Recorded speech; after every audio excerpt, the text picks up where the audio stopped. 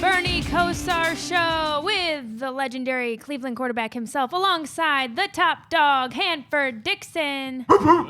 Happy Victory Monday. Happy New Year. Happy New Year. How are we feeling after this weekend? Top dog. Hey, man. Happy Ken. Big day. Big play day.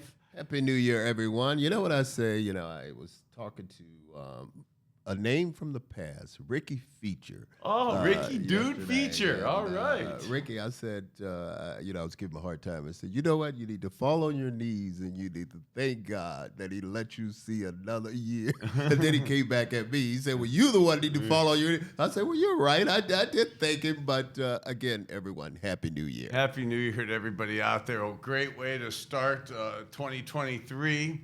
On a Victory Monday. I want to be more positive. I want to be more fired up. I want to be more excited. When the playoffs aren't at stake, it's nice to get the win. It's better than the L.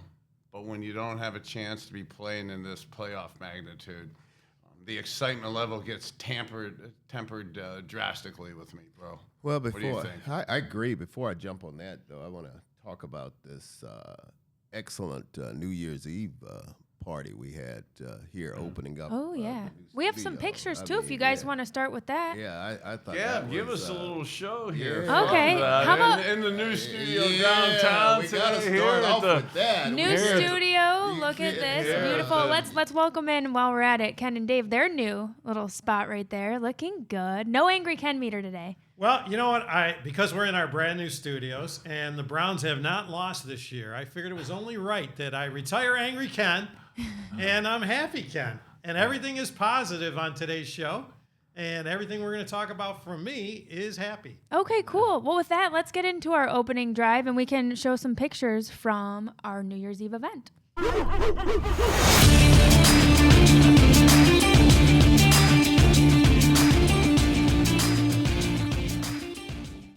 Okay, so how did you guys like the event? You both stayed until midnight and we got the big bet going. Bernie, how was it? I love the event. I love the new studios. I'm not just saying that to be gratuitous and stuff. I love and I embrace the start of a new year, 2023 like this.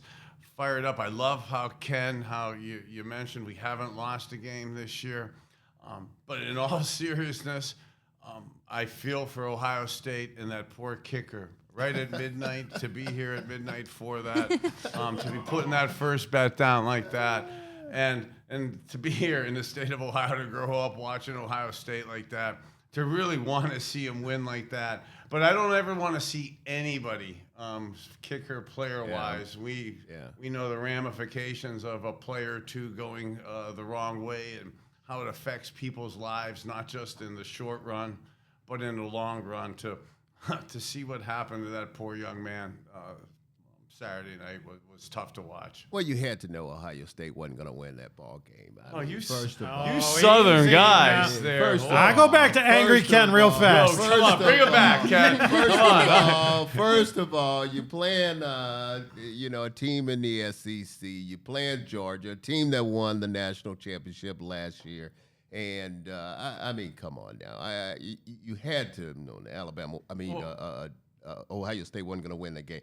But one thing I have to say. Are you spiked in that Dr. Pepper there? What the hell's in that? One thing I have to say, though, on a serious note, I really hated to see any one of those teams lose that game because I thought it was an excellent ball game. You know what I always say about Ohio State? I always give Ohio State, I give everybody from Ohio a kid with them about Ohio State. Ohio State, I tell you, had more talent than pretty much any other team, especially any of the teams in the Big Ten. And I always say Ohio State need to come over to the SEC because that's where they belong with the talent that they have. But I really feel for that kicker too. You're exactly right. Yeah, the kicker and both teams.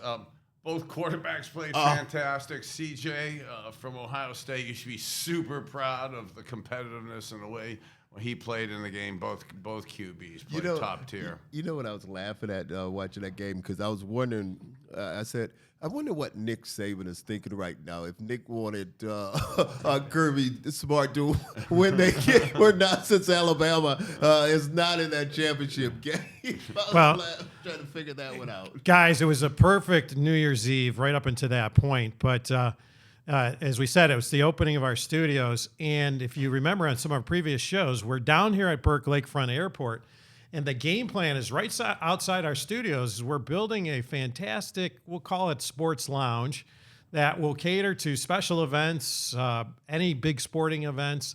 As a matter of fact, Gab, I think we've got some picks from the function. Maybe we've got if you could some throw New them Year's up. Eve picks. Here's our group pick of everybody. We got a screenshot of our bet. Actually, let me do a little close-up screenshot of that bet because Bernie Kosar was the first. We're putting our money where our mouth is. Yes. And we're loving of our Yes. football team, and we need to win it to keep supporting our charities and foundations. We got a lot of ex-players that want to get into our treatment program. I really think it's exciting. When we get to the betting portion of the show today, we're going to talk about some really cool things Bernie's doing with that first bet. But I've got to say, congratulations to Pete Rose, because he had the second bet best in the state of Ohio, because Bernie, with Hanford next to him, did the very first bet on the Tipico app from the Big Play Studios, and we have the timestamp to prove that at 12 midnight, 12:00.01, it was right when the kick was in the air from. Yeah, that was almost ironic. You almost can't plan it like that. I'm not sure I'm proud of that or scared of that, but the eeriness on Lake Erie as we look out here. The chronology of it was the kick was in 2022. The clock struck midnight. Bernie's bet went in, and then the ball missed left and hit the ground.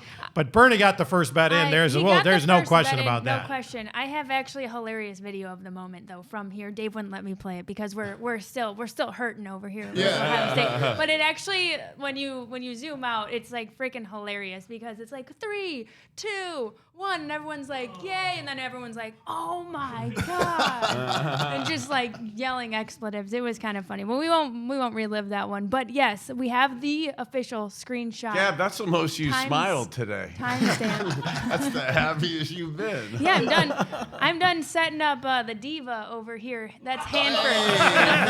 For those of you who aren't familiar, I've practiced long and hard to be the top diva. Top dogs passed me up already at the beginning of the year. Not when our guy over here needs the coldest Dr. Pepper and whatnot. But yeah, no, I'm happy because how exciting it is to be in our new studio. It looks great. Big Play Dave put a lot of effort into this. Ken put a lot of effort into our New Year's Eve night with everybody, and everything was just such a big success. So I'm happy to be here. Yeah, we have to give a shout out to Mary, Ken's better half, who was our caterer the other night and deals with us high maintenance people here. Well, now we understand. We know who the boss really is. I mean, oh yeah, she runs 37. No, actually, our anniversary was last week. 37 or 38. Get in trouble. Yeah, enjoy your last one that you forgot. I got the CTE over here, bro. Yeah. Hey, Gab, I want to say this though. I want to thank you guys for the picture over there on the wall. Oh, I see you guys made an attempt to give me some hair. Oh, wait. Actually, let's look. Hang on. We have that picture in here, too. Oh, there you guys are. This is cute. The one that I have up is actually just you and Bernie, and that's a cute shot. The ones on the wall here, I sent that one out today, and both people said they took a picture of us. We were on steroids. Okay, this is pre our diet. Okay, this is pre health and wellness. Right. Okay, that's before, and then we'll get an after over there. Well, what's really neat about that picture is when people come down to Burke, which we encourage you to come down and look at the studios, you'll see images of the different individuals in the Big Play Network and on our shows. But then as different guests make appearances, our Big Play artists will actually draw their image up there, and then we'll ultimately have signatures, and that entire wall will become filled with all the individuals that come down into the Big Play studios. So check us out next time you're in the Burke Lakefront area. Let me say this, then Gab, I'll let you move on. Looking over there at it, I mean, it's just outstanding. Who in the hell is a guy over there with that Labatt's in his hand. You know?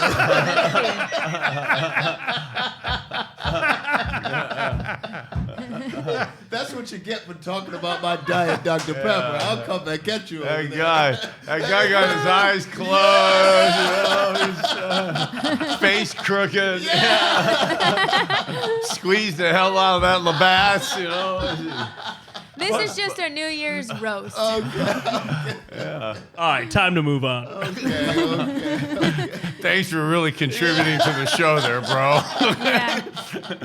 All right, gang. Should we get into our win? We can do this. So Washington had that 11.5-minute drive. Offense struggled earlier than. Okay, so Washington had a 96-yard, 21-play drive that took up the 11.5 minutes. So Hanford, how much does a drive like that wear on the defense? I tell you a lot. I mean, a lot, because when you look at it, a drive like that, the defense was on the field for almost 12 minutes, to be exact, 11 minutes, 27 seconds. I mean, that is a long time. You're talking about a lot of guys that are sucking wind, can barely catch their breath, and it's just so you can't stop them on third down, and that's the thing that really, really hurts, because third downs always keep the chains moving, and then you got your offense, and Bernie talk about the offense, but they're sitting over there, and they're getting stiff, but it's just tough, Gab, on a Right. defense, and especially now. I was hoping. I said, well, right before the end of the drive, I was hoping maybe we'll give up 3 points. But on fourth down, that damn Carson Wentz finally decided to do something right. He hadn't done anything right the whole damn game, and then he just leaped over and got the ball over, so they got 7. I think ended up 7-3 at the half. But to answer your question, a drive like that just really drains not just the defense, but the whole team.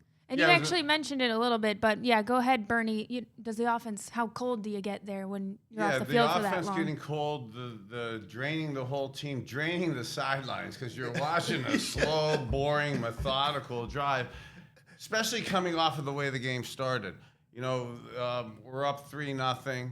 We go for it on fourth down, so we don't get it. And there was much being said. Do you take the points? I've been one of the guys on the first drive to want to take the points. I absolutely understand how you, and I played to this all the time. I want to always be up 2 scores if I can get up 2 scores. So up 3-0, kicking a field goal only gets you up 6-0. But statistically, we did this analysis early in the year. If you're going to do the data analytics, you do want to go up by 2 scores. That absolutely helps it. But success rates from 2-point plays on the 2-yard line is 48%. 4th and 4 from the 4-yard line, it's a success rate of about 35 to 33%. So from an analytics standpoint, you really don't have that much of a chance, or you have a 1/3 chance of success on it. But what it really, from an offensive side, we came out and no back. Like we had said last week, possibly we wanted to see Deshaun throwing the ball more. I think we wanted to do that more in this game. We came out and no back, and we marched down the field. That long drive like that really kind of gets you off of your game in terms of not wanting to, getting tired, but not being able to get out there and make the throws and kind of get what you wanted to see in the game. And I'm going to say this before I go to you, Ken. Gab, when we're on the field like that for a long drive, and after the drive is ended, if that would have been me and the rest of the defense coming to the sideline, we would avoid eye contact with Bernie and the rest of the team over there on the offense, because they'd be looking at us like, what the hell were you guys doing out there? Obviously, we didn't stop. Vice versa, like when we go three and out. I'm looking to yell at the offensive coordinator. I don't want to make eye contact with you, top dog. Yeah. Well, you guys have said all season long how important it is on that double dip. Have the ball, score at the end, and then get the ball to start the second half. And I've got to say, this is why I'm happy, Ken, because I have to admit, I was skeptical that we haven't been making adjustments at halftimes. But these guys, and you can imagine what that locker room was like after that drive. But I got hats off to Coach Stefanski, Coach Woods, because we held them. I think it was 3 and out on that first drive of the second half.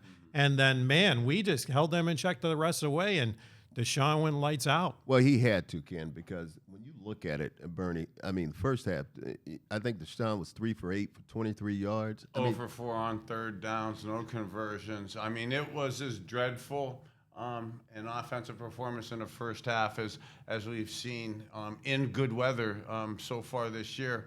I mean, 9 for 18, 169 yards to end up with 3 scores after the way the first half went was absolutely amazing. Why did it click, Bernie? You saw in the first half. I think we wanted to spread the ball out and see Deshaun throwing the ball. You know, I almost said the Redskins. The Commanders have 4 number 1 picks on their front 4, and yesterday they had been playing shell coverage. They got 5 sacks during the game. They had really good pressure in the first half of the game, and they were playing. We were expecting shell type coverage, and they were walking that safety up into the box, playing the extra man into the box to stop the run. And then instead of having double coverage outside, they had single coverage outside. I think it took us that first half to realize that they've come off of their game plan. They're not doubling the outside receivers / Amari Cooper. He's getting single covered. Now we come out in the third quarter, we realize our running game is going to be minimized because they got the extra guy in there.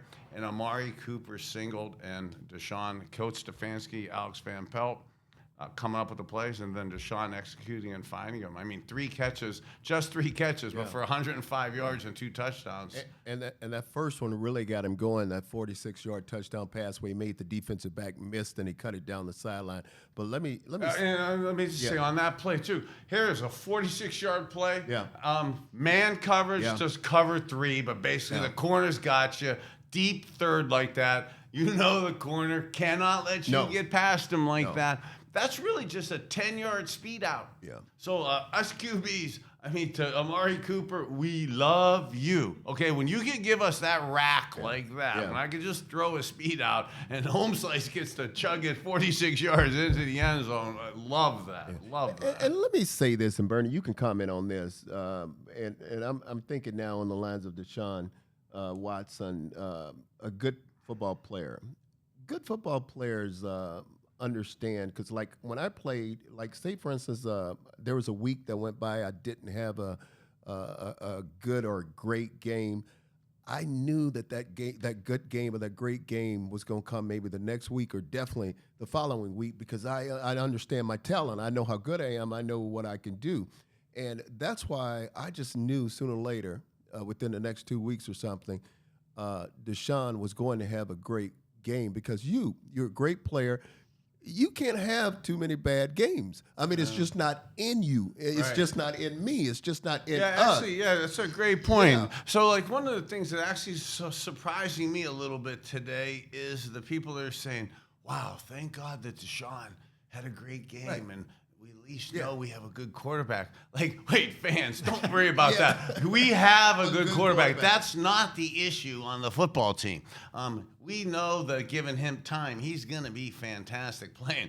It's the other pieces around the team ready to handle a winning team. You know what I liked about him, too? I liked about him, he was, you see him starting to high step and do some things where the little cockiness coming out of him. I like that. I like that. You know what we saw, and again, that's why I'm happy, Ken. It takes me back to the days of Bernie, when Bernie had complete control of that offense, and it was just so natural. Different style player. I never saw Bernie run and escape the way we saw Deshaun escape. But I saw Bernie throw those laser shots. I saw Bernie throw those laser shots, but come on, Hanford, when Deshaun's running around like that and escapes the rush, those defenders can't keep up with the receivers, right? I'm telling you, the way he escaped some of those, when you look at their defensive line, I'm telling you, they're strong. They got a strong front four. Yeah, you almost can't, the law of physics, you almost can't get away from that. I mean, could you imagine the beating you would give your D lineman for blowing a tackle on us quarterbacks? Yes. You would drill them today in meetings. Right. They wouldn't want to show up. Yes. And he got away, and that was a great point. I mean, great point. You sure you didn't play in the National Well, Football actually, League? Over the holidays, I went out in the backyard and tore it up against the neighborhood. The neighborhood third graders couldn't tackle me. Wait, you were that mascot drilling people there? Running over the 8-year-olds? Those 8-year-olds couldn't believe how hard I could throw it, too. I like you this way. I don't like that damn angry kid. I like you. Bernie, don't you like him this way today? A festive cat. Yeah. In fact, I punted the ball so high that one kid started to cry. But you know what? It gave the fans so much hope now. As a matter of fact, Ted Crow, our artist, who does a great job, I think really illustrates how the fans in Cleveland are feeling. So, you guys, this is an incredible shot with the crystal ball and our little angry elf. He's got some hope there, Hanford. Yeah, I tell you, Ted is just unbelievable. Unbelievable. He could see things. Ted has let Stefanski call a great game. Yeah, he did. Great game, great adjustments, good second we half. give him a hard time when he doesn't do as well, but this game, you're right. He was in the crystal ball. You know, a big talk today, and even the crystal ball, the Nostradamus reference, the thinking of the future and stuff. It absolutely shows bright signs for that. It's just I want to, again, the start of the first podcast for 2023. We're 1-0 in this season. I want to be positive with it. But Top Dog, give me your opinion on this. The reality of what we did yesterday, what we're going to do this week, there's really no carryover to the next football season. So this building for next year, as much as I want to sit here and say, hey, this is going to be great, this will carry on to the 2023 season in September, and it'll have ramifications to what happens next year. Each seasons are distinct and to their own, and right now this is business type hope where they're rhetoric to get you thinking about next year. This is not a situation where this is going to be building up for next year. Yeah, and you would get me mad because I'm all upset because this season is over, and everybody's talking about they see that game yesterday, and you're right. A lot of people start talking about it's going to next year. Oh, look, this is going to be bright for next year. No, let's finish this season out because I think we have to make some changes. We have to make some changes on the staff. Right now, I'm not going to address it. I'll talk about things I think that we should do probably in another show, but we have to make some changes to this football team. But we have some great players on this football team. I mean, starting with our quarterback, that right there is in place. And we gave. But one of the things too, though, that I think it showed through the year and through the Jacoby Brissett side of it was how good really Jacoby played. Yeah. Yet we still lost games. Yeah. So there are games that we're playing where, again, I'm not trying to protect us quarterbacks, but it's deeper than just a quarterback issue at times, and we need more depth on certain positions, player-wise, also to be able to handle the depth that some of the top-tier teams and the AFC, as great as it looked at the beginning of the year, we have a good half dozen to 8 top-tier quarterbacks, but it's really breaking down to Buffalo, Cincinnati, and Kansas City, and they're really at elite physical levels on top of elite system levels, and we're not in that level yet. And we're not in that level. I've always said the game of football is played in control on the offensive and defensive line of scrimmage. And can we get a hold of the Commanders and see if they'll let us loan us a couple of Man, tackles? Chase Young, Ohio State, Hanford, Ohio State, Chase Young. I've never said Ohio State can compete with any team, and I give them a hard. That's why I say they need to be playing in the SEC. Hey, to the Ohio State, to yesterday's game, to the chess match within the game, and to defense. Yeah. Denzel Ward, another pick yesterday. Yes. How he was with kind of mashed up on Terry McLaurin yesterday. Ohio State. So that Ohio State connection, these guys are teammates, and to see those two matched up yesterday, and then to see him really shut them down. Yeah. 2 catches, 25 yards. For Denzel to make that first pick like that really set the tempo for us to in that first half when we were struggling offensively. And Grant Delpit. What did you think about Grant Delpit? Hanford especially let's see, it was 3 interceptions. You talked about Ward's. Delpit had 2. Cleveland defense has 8 interceptions in the last 5 games. What do you see from the defense? I like Grant. I think he's really becoming a player back then, that secondary. If you guys noticed, last week I talked about him because I thought he had an outstanding game last week, but he came back back-to-back games, obviously 2 interceptions. And I think one thing that we're not really talking about is his tackling. Yeah. I mean, he is feeling those. Nailing it. Oh, Yeah, nailing it. man. So you know what? He was one of the guys early in the year that was showing up as kind of playing slow, making some what appeared to be mental mistakes and stuff. Right. And what I really think I've seen in the last few weeks in particular, and it probably really makes sense, and I actually feel a little bad at myself for it, is it took me about halfway through my second year where the game slowed down. Mm-hmm. And when I mentally understood what I wanted to do and what was happening, I was able to play at another level. It looks like about halfway to 3/4 of the way through the year, Grant Delpit really started mentally digesting everything that was happening. Because the last few weeks, top dog, you hit it, man. He's a missile in the run game. I mean, he's flying around, and the difference he's making in the run game is a direct correlation to teams not running the ball as good against us the last couple weeks. And then in turn, what he's now doing on the back end. Yeah. And on that second pick, there was a couple points on that. And Emerson on that second pick in the end zone. Watch it super close. What a subtle little push off he does with his left hand. Okay, that's a penalty. Okay, that's for sure. I'd have lost my brain. Okay, but it's not a penalty if you don't get called. Okay, and that subtle little push that he does to knock him off his balance, because I know what Wentz was doing at game time. I was like mortified, and I don't want to say things to be humorous about Carson Wentz's performance it was yesterday. terrible. But it was really if he had improved, he had to improve for it to suck. It was that bad. But some of that pick was sometimes you will throw it up, and you anticipate your guy going up to get it. You know. Emerson did a subtle little push with that little left hand, just enough with the ref to his far right to not get seen. That's a really veteran move by a rookie there on the second pick. And then on that first one, it originally looked like that was a Tampa 2 coverage, 2 deep, 5 under. The Mike backer's going to run with the tight end through the seam and stuff. Yeah. But he threw it so damn late that it looked like middle of the field covered by Delpit.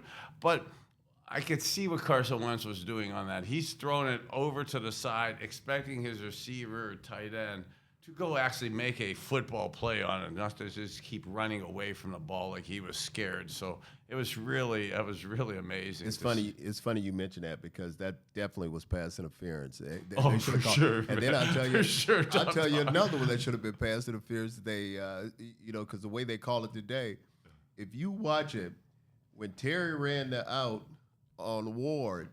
Oh, yeah. Ward came and hooked him. Hooked him, man. You've called the hooking. I'm a DB. I say we call him the DB guy. We need the DB. But you know what, guys? It's interesting because the refs let them play. Yeah. So that's a great point, Ken. And this absolutely happens in the NFL. In the offseason, training camp, preseason games, early in the year, you see the refs making those calls. They call them all the time. You can't touch anybody. And that is actually, I believe, done by design to get offenses going, to make those plays, to tell you early in the year you can't do that.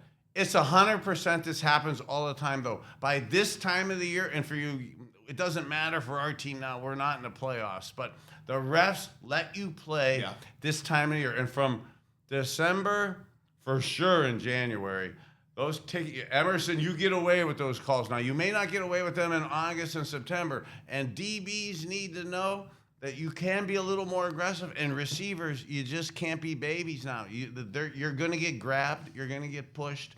And as a quarterback perspective, I don't particularly like it, because I'd be wanting those calls. But that is the way the game's played right now. You can be more physical this time of the year. One thing that we didn't talk about was, fans were upset that Nick Chubb was on the sideline for all 4 plays inside the 10. Why do you think it seems like Chubb's always on the sideline in crucial situations? 14 carries, 104 yards, 7.4 yards a Average, carry, 1,448 yards on the year, 5-yard average. Second in the league. 12 rushing touchdowns. A beast. I love my A son. beast. If God let me have a second son, I would adopt that young man, Nick Chubb. He would be in my huddle all the time. He just knows how to run, and you notice he's always falling forward. Very rarely you see him lose any yardage on a play. And then his thighs are, they're just thick as tree trunks. Nick Chubb is a beast. You can say what you want to say. He is the beast, Gab, at running the ball. Well, you know what, Hanford? Those third graders couldn't tackle me either. They were bouncing off me like flies. Yeah, Hanford, do you think you could squat as much as him? Have you seen some of those videos from? Oh, hell no. Let me tell you that, first of all, I hated squats. I never would do squats. So, no. Gab, I had to stay fast. I didn't have to worry about those running back, but if he came through there, Gab, Oh. I had to put some on him. Now, knowing that he's going to drag me a couple yards, I'm not going to say that, but I'm going to hold on to it. But you know what, Hanford, you were teaching us something when you were saying those guys leap over the defenders, and it's only because the defenders close their eyes. I can't remember who it was yesterday. Tried to leap over Emerson, I think. Yeah. And he got him. He didn't close his eyes. I was thinking of you, Hanford. He didn't close his eyes. He grabbed him in midair. Yeah. That's the only way. They gave his helmet right in the. Give him a Johnson smash. Yeah, I think. Well, you said it better than I did. Well, guys, Browns go to Pittsburgh to try to knock out the Steelers of playoff contention. Pittsburgh has won 5 of their last 6 games. A big part of that has been the defense. So let's look ahead. What do you guys think are some keys for us? Let me say this before you jump into this, because a lot of people ask me and they say, Hanford, do you miss the game? Right about now, at this time in the season, is when I truly miss the game.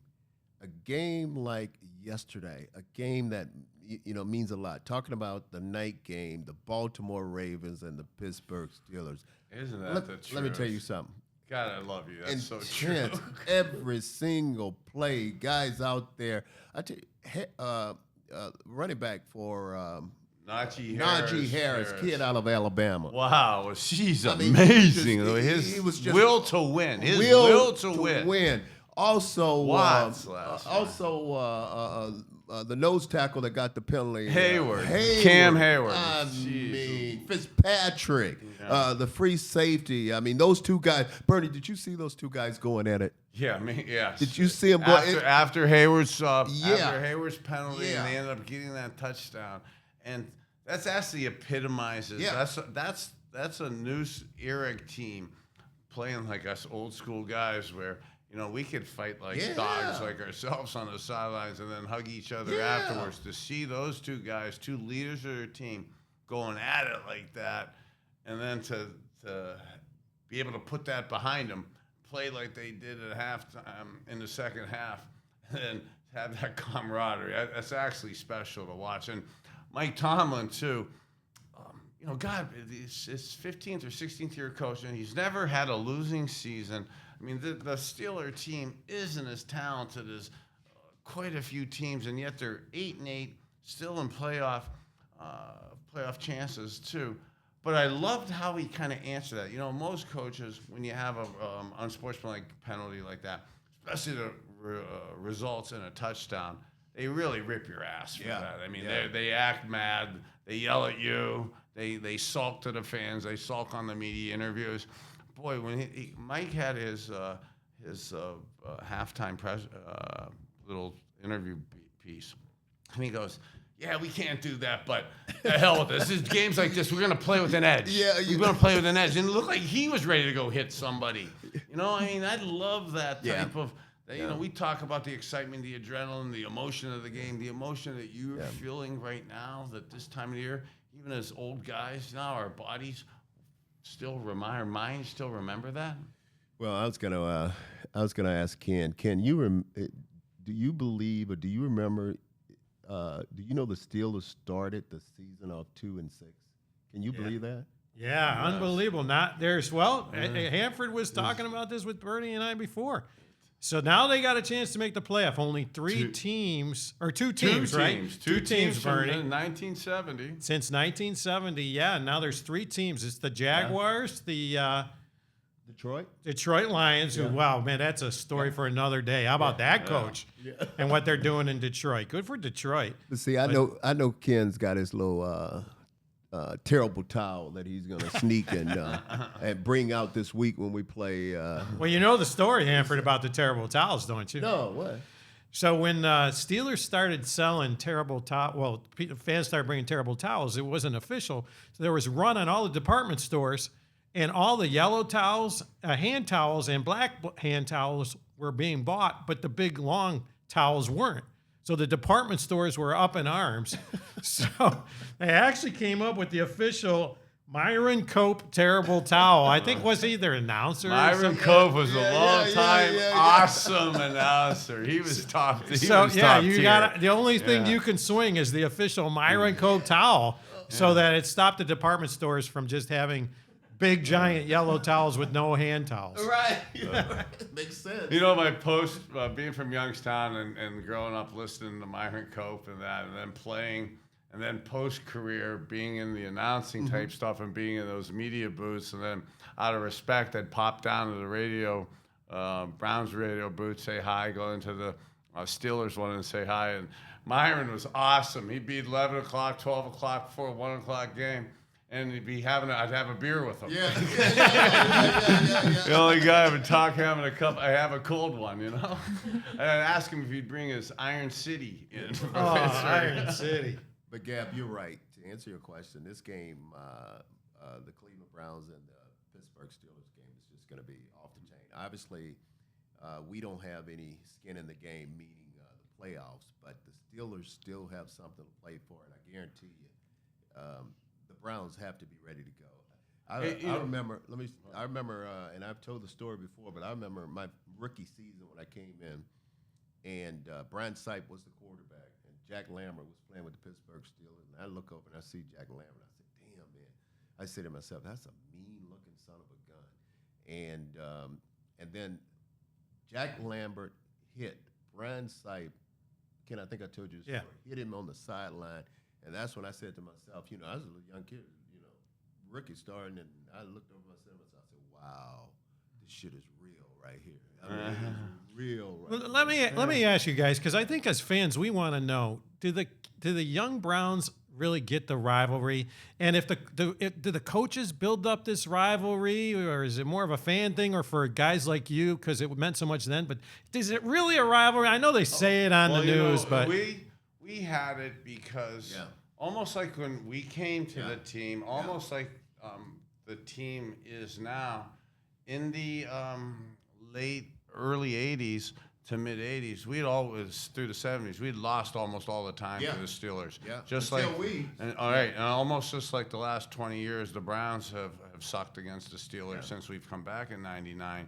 So we, as young players, it was almost like an embarrassment / responsibility for us to stop that. So, like, one of my great kind of career highlights is, you know, we never won at the old Three Rivers Stadium. I still can't say whatever the hell their new sponsorship is. I'm going to massively show my age. It's not the hot dog Heinz anymore. You know, Three Rivers Stadium. We were 0-16, 0-17. You know, as a boy growing up, and then for us in 1986.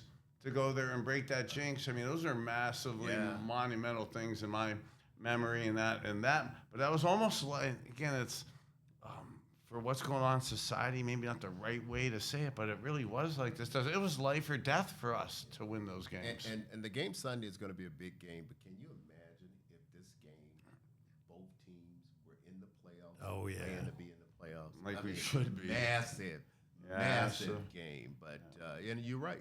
It should be. It should be. You know, one of the things I found interesting was, you know, we've had some big monumental games where we had to go beat Pittsburgh to get into the playoffs or to keep them out of it and stuff.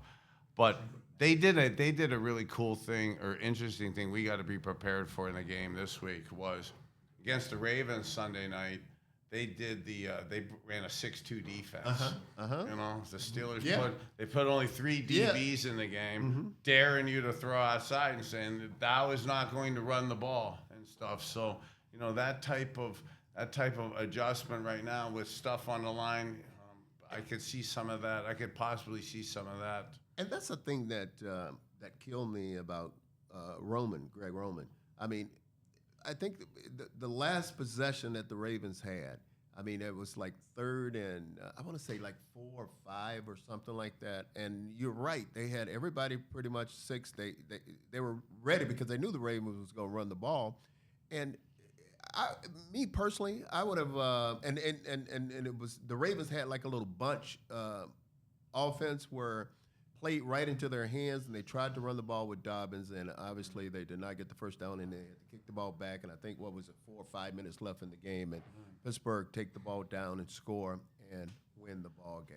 Yeah, you know, Kenny Pickett's stats haven't been that exciting. In crunch time, damn, has he played sweet, especially the last 2 weeks. For a rookie quarterback to bluntly take 2 game-winning drives the last 2 weeks against a rival like the Ravens on Sunday Night TV. It was impressive to watch that. Well, his situation is almost better than yours. Obviously, from Youngstown, played with the Cleveland Browns. He went to Pitt, and he's right there with the Pittsburgh Steelers. So, I mean, this kid, I tell you what, he showed something. He showed something. Yeah, you know, he did, and unfortunately, we don't want him to show. I don't want him to have the record. I don't want him to have the record against us that I had against them. Okay. Okay, we got Gab raising her hand. Right, I'm over here. So the Browns, they're going for the sweep here. They haven't swept the Steelers since you two were playing, 1988. Is there any moral victory in kind of getting over that hump?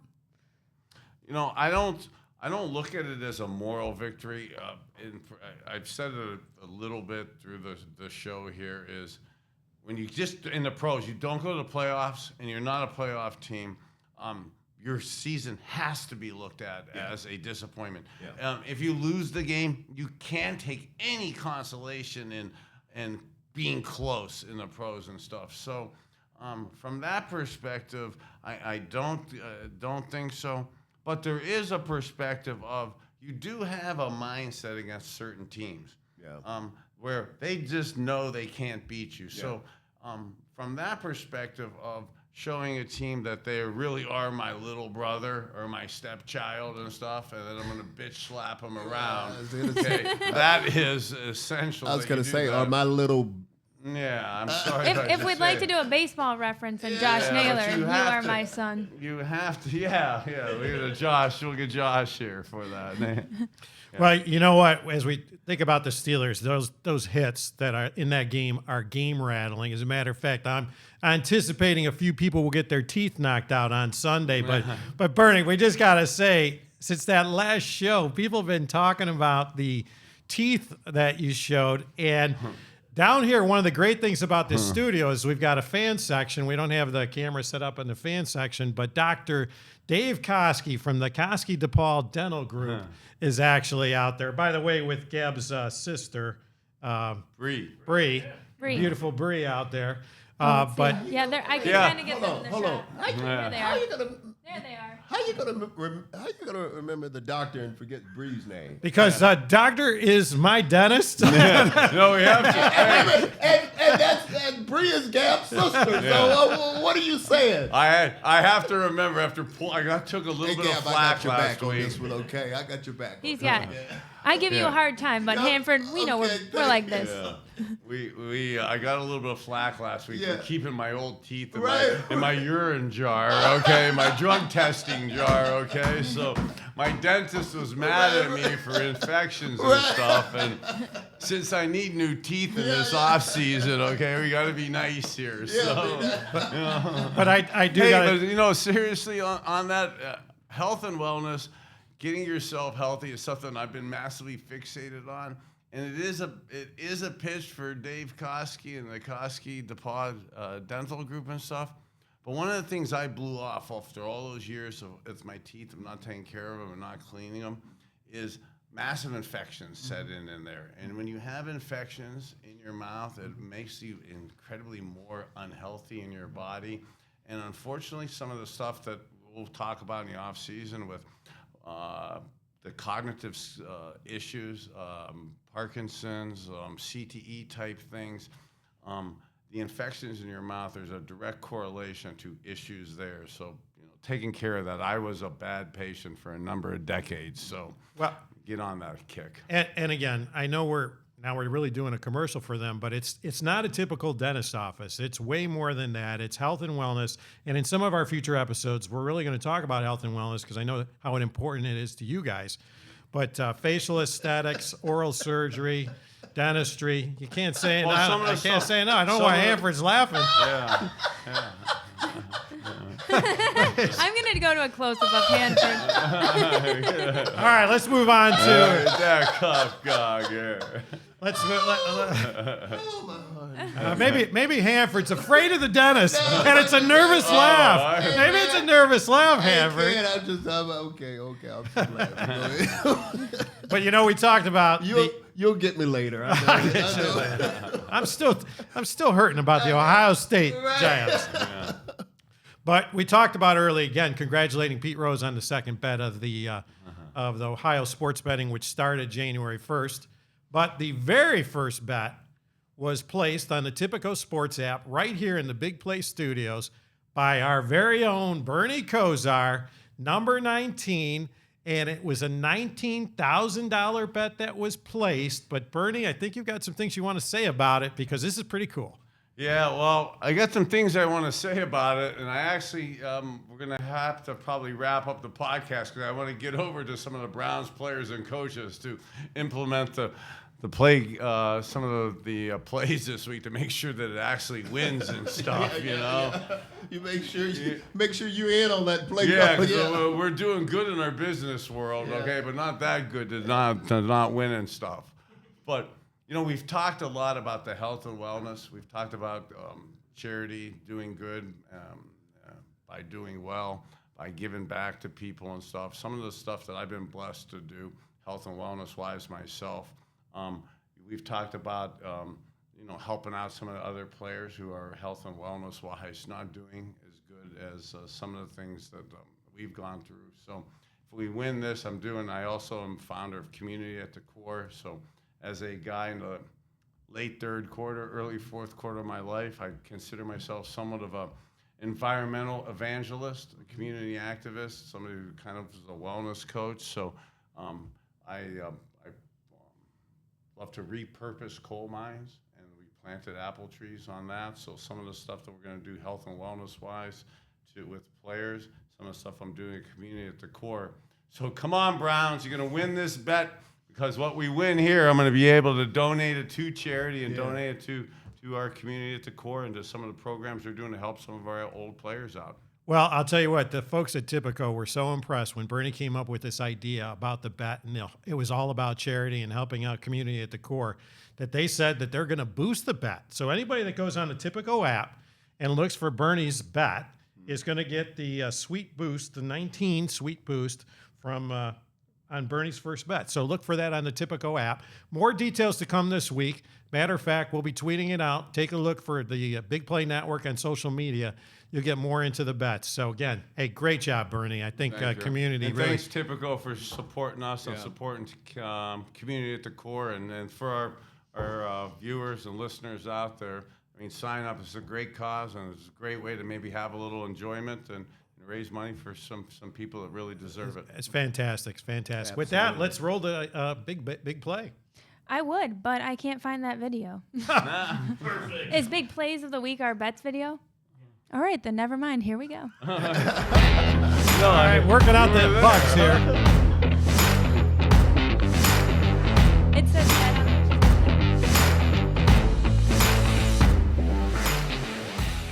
All right, Ken, we're out to you. All right, here we go. So the team has just been so hot on the bets. So we got some cool ones today. A single star, Titans at the Jaguars. Remember, Jaguars are one of those teams still fighting for the playoffs, but the Jaguars are giving 6.5 to the Titans. Yeah, have they said on Tannehill yet? I don't know. if he's out and stuff. So Jaguars minus 6.5. Yeah, I don't think it matters because the Jaguars are man, they're hot. They're putting up a lot of points here lately, and I'm going to go with them. I tell you, they are just hot right now, and they're playing for something too. Yeah, Something. I think they Yeah. just flexed this to the Sunday night game. Yeah. For that, and I've said on the show earlier in the year that I was a teammate and in my quarterback room with the great Dougie Fresh Peterson. Okay, so I have a little bias here towards my Jacksonville Jaguar roots. So I absolutely concur with you. I think Jaguars have been escalating this time of the year, and although I like Coach Vrabel a lot, and he attempted to rest his guys this week to get Henry healthy to try to steamroll him. I think it's a tall order to go down there with the way Jacksonville's been ascending. Well, Trevor Lawrence, it's a quarterbacks league. You're seeing these quarterbacks all over the place. That's going to be a fun one to watch. But let's go to the 3-star. Detroit Lions at Green Bay Packers. Packers given 4.5. Now, I got to say, last week I said, should they be sitting Aaron Rodgers? And you guys said I was crazy. You're right, man. They're playing for the playoffs. That's a tough one. Where's that game? That's at It's Green at Bay. Green Bay. Boy, that's a tough. Bernie, you go ahead. Yeah, That's a tough you know one. what? I love both teams Yeah. right now. I really like Dan Campbell. I love how Yeah. Detroit's been playing. It's Aaron Rodgers though, you know, and it's ironic that literally it was 6 weeks ago that most of the nation was trying to sit him down. Yeah. Yeah, You I was know, one of them. You know, and that they really had no shot at the playoffs. Now they control their own destiny. To be at home on, and then to let that get away in Lambeau Field, I think it'd be hard pressed to do. I'm gonna. I hate to go against Green Bay, but you know it's kind of hard right now because Detroit. It just seemed like they're found the fountain of youth Detroit or could something. run the ball. Yeah, and that's Green Bay's Achilles heel a little bit too. Like Yeah, ours is the rush defense. Detroit right now is just hot. I mean, they are hot and they're playing well. I'm gonna go with Detroit. I like Detroit too. And, you know, you watch Detroit on Hard Knocks. We talked about this on the show, that coach. Real quick, guys, are they playing for that coach? Oh, no Yeah, question. yeah. Well, as players, we love Yeah. as players. Make no doubt, anybody out there, owners, we love. As a staff of ex-players, Mark Brunell, quarterback coach, Deuce Staley, the running back coach, Aaron Glenn. Even though I toasted him on the clock play with Marino back in the 90s, he's a great dude, a great defensive coordinator. He hires. He's got an ex-old lineman. The name escapes me right now. And when they say run through a wall, They run through a wall. Well, remember his press conference when he got hired? And you know, he set the internet on fire because he said, we're going to bite people's knees. We're going to chop their knees off. We're going to beat them up. This is old school that's football. the guy you want. That's I the guy know. you want. I You know. I love it. I'm a Lions fan You now. don't want them sitting up there all smart and preppy. Yeah. And, No, I like it. So I'm on the Lions on that one. And that takes us, of course, to the 5-star. How could it be anything other than the Cleveland Browns traveling to what at one time was Three Rivers, then became Heinz Field, and now it's Acra something. Actually, insurance company Acrisure. Never know. They might be a sponsor someday. We like that insurance company. Acrisure Insurance. Watch that one. Yeah. Browns at Steelers. Steelers -3. Ooh.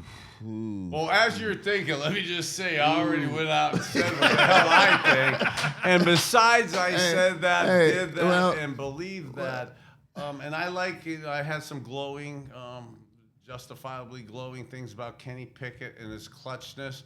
I watched a show, Get Up, with an old safety, Ryan Clark, who said that Kenny Pickett has kitten hands and onion stones. Okay, so I love how he's been playing Kenny at the end of the games, but Deshaun, I saw that spark in Deshaun's eyes, and Deshaun hadn't played in those 700 days like we talked about, and albeit to me, when on the rare occasions I was out of the playoffs, and I know it doesn't correlate into next year. The game isn't the same. You can see Deshaun, it means a lot to him right now, even though it isn't playoffs. And the guys, it means a lot to them to play good around Deshaun. So I actually see us wanting to play good, and Deshaun's going to keep us. Deshaun Watson playing better like this should keep us in all the games with these points. Let me tell you this. You talking about Did I talk long enough to give you a good answer? Think you what the hell you're going to say? Hey, you were great. Let me just say this. You're talking about players that's will run through a wall for a coach. On this particular game, they are going to run through a wall for Mike Tomlin. Yeah. They do not want to be. I don't want to be the dude who makes. I'm the QB. I'm Cam Hayward, who's a great dude. Ohio State. Going to be the guy who was the player for his only losing record. These guys have a lot of pride. This is going to be. We have to physically be ready for this game. Saying that though, I gotta stick with my boy over here. So I gotta go with him. There you go. I didn't expect anything less. I'm all in on the Browns. I think Nick Chubb runs for a lot of yards. Maybe still shot at the rushing crown, and Myles Garrett, sack and a half away from tying the record, from breaking the record for most sacks for the Browns. Browns all the way. Back over to you, Gab, for the 2-minute. All right, let's go. I'll play the video. We'll just get right into it because we're winding down, and good chatter.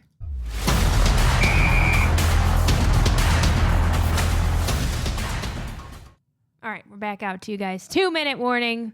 Any final thoughts as we head into this next week? 2-minute warning. I'm so blessed that the start of the 2023 year is coming, is upon us. I said it earlier about the environmental evangelist, the community activist, the wellness coach. We've been so blessed out there. There's been so much extremism over the last couple of years. I love how we're coming back together. We're getting closer to a sense of normalcy in that.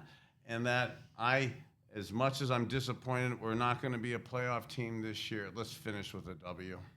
I agree with you. We have to finish with a W.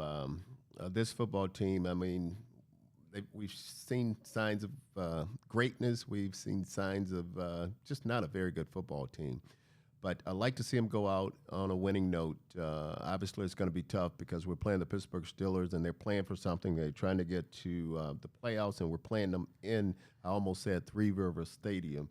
But say it again, kid. What's the Acrisure. Okay, Acrisure. Acrisure. Jeez, even in sobriety, I can't say that, okay? Hey, that's why I always look at kids. Say it again one more time. Acrisure. But I'm going to go back to mumbling, right? Yeah. But I want to see Deshaun put together back-to-back games where he's playing extremely well, and Cooper obviously. I'd like to see him have another good game. Njoku, obviously, and get some other people involved. So, and hopefully, let's see Nick Chubb get that Russian title. Obviously, we have to have a big day, but I know he's capable of it. But I like this football team. But still very, very disappointed where we ended up this year. Good show, BK. All right, waiting for the bar. Yeah, you got a little baritone in there. I was like, where was it at? Yeah, I was waiting on you to give. We left you a little time to say something. Oh, you're tossing it to me? Yeah, we this is new. We left you a little time to we say had something. We had a 2-minute normally we warning, don't but have he any only time left you like 3.5 seconds. This is great because I will say Bernie's got his Love Doesn't Shove wristband on, so I'm going to do a tight shot of you. And that's the only thing I have to plug is the fact that I'm Browns colors and it's dating violence awareness. And if we hit that bet, think of me too. Absolutely. Yes, Hey, yeah. good show, Hey, big you know dog. what? Hey, seriously, to Gab, and it's not a gratuitous shout out. What you do in the community and stuff, and what Love Doesn't Shove, and for people that want to figure out how to give back and make a difference in people's lives. Sometimes it's not the grandiose things you do, but how you individually affect people and individual relationships around you. Some of the beautiful work you do with that. So shout out and congrats. Big I dog. appreciate you. Good show. Good show, bud, brother. You matter. Go Browns.